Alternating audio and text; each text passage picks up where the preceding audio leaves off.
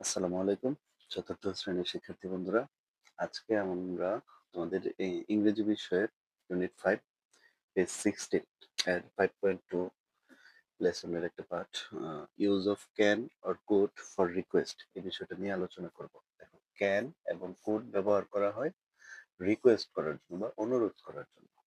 তো সেটার আগে চলো আমরা ক্যান সম্পর্কে জানি। তোমরা জানো ক্যান অর্থ হচ্ছে পারা। যেমন আই ক্যান সুইম, আমি সাঁতার কাটতে পারি। আবার যদি বলি আই কুড সুইম, অর্থাৎ আমি সাঁতার কাটতে পারতাম, এখন পারি না, আগে পারতাম। তাহলে এই ক্যানের পাস্ট টেন্স হচ্ছে কুড, এই অর্থে। অর্থাৎ ক্যান একটা শব্দ বা ভার্ব, তার অর্থ হচ্ছে পারা এবং তার পাস্ট টেন্স হচ্ছে কুড। এটা আমাদের স্বাভাবিক ব্যবহার ক্যানের।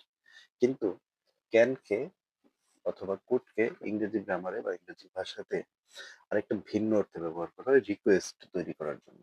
কাউকে কোনো কিছু রিকোয়েস্ট করার ক্ষেত্রে ক্যান এবং কুড ব্যবহার করে। তোমরা জানো ইম্পারেটিভ সেন্টেন্স দিয়ে রিকোয়েস্ট করা হয়।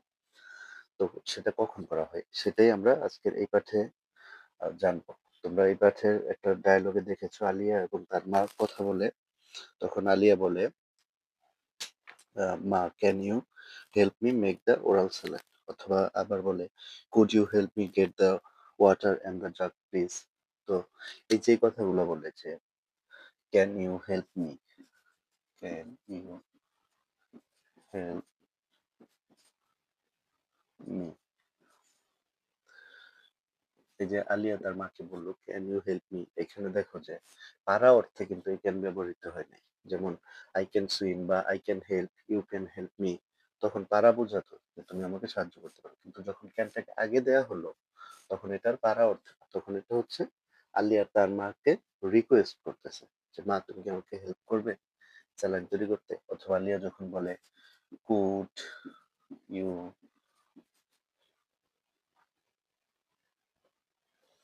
Help me get the water,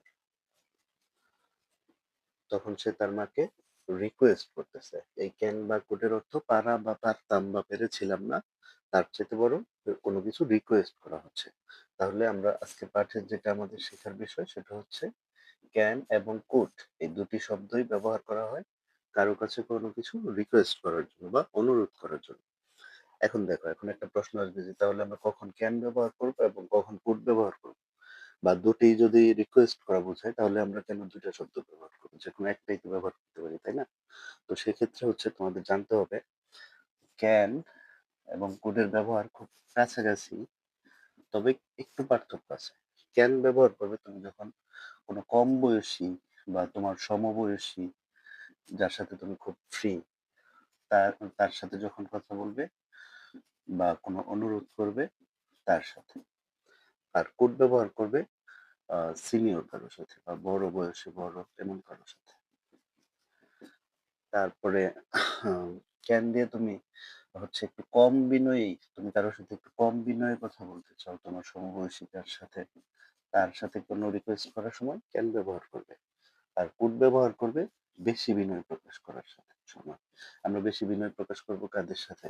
আমার সিনিয়র কেউ, আমাদের শিক্ষকদের সাথে, আমাদের অপরিচিত কোনো ব্যক্তির সাথে। তারপরে ক্যান ব্যবহার করতে পারি যেহেতু আমরা সমবয়সী, ফ্রি বা কম বিনয়ী, তাহলে কম বয়সী, যেটা তোমাদের বইয়ে দেয়া আছে, যে কম বয়সী কারোর সাথে রিকোয়েস্ট করার সময় ক্যান ব্যবহার করব।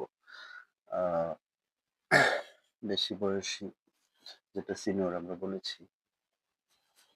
এবার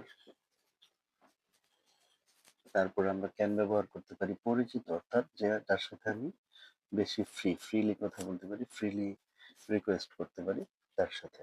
আর কুড ব্যবহার করবো আমরা অপরিচিত লোকদের সাথে।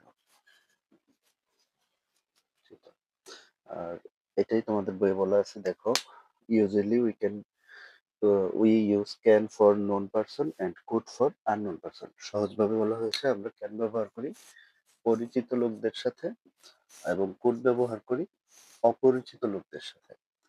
তো আশা করছি এই পাঠের যে মূল বিষয়টা ক্যান এবং কুডের ব্যবহার কোনো কিছু রিকোয়েস্ট করার জন্য। সেই বিষয়টা এবং ক্যান কোথায় ব্যবহার করব? আমরা পরিচিত কম বয়সী বা সমবয়সী আ একটু কম বিনয়ী বা কম ভদ্রভাবে বলা যায়। যাদের সাথে কোনো রিকোয়েস্ট করব যেমন, "can you help me? Can you give me your pen? Can you give me your book?" এই ধরনের, যেখানে আমরা অধিকার নিয়ে কিছু একটা চাইতে পারি। খুব বেশি বিনয়ের দরকার নেই সেখানে। আর আমরা কোড ব্যবহার করব অপরিচিত কারো কাছে, যেখানে আমাদের একটু ভদ্র হতে হবে, একটু বেশি ভদ্রভাবে, বেশি বিনয়ী হতে হবে। আমাদের সিনিয়র অথবা আমাদের শিক্ষক গুরুজনদের সাথে যখন কোনো রিকোয়েস্ট করব, আ তখন আমরা কোড ব্যবহার করব। যেমন, "could I go out teacher?" অথবা এই "could I have your address? Could I have your phone number?" এ ধরনের বাক্য যখন বলব, তখন আমরা ব্যবহার করব। আশা করি এই পাঠটি তোমাদের ভালো লেগেছে এবং তোমরা বুঝতে পেরেছো পাঠটি।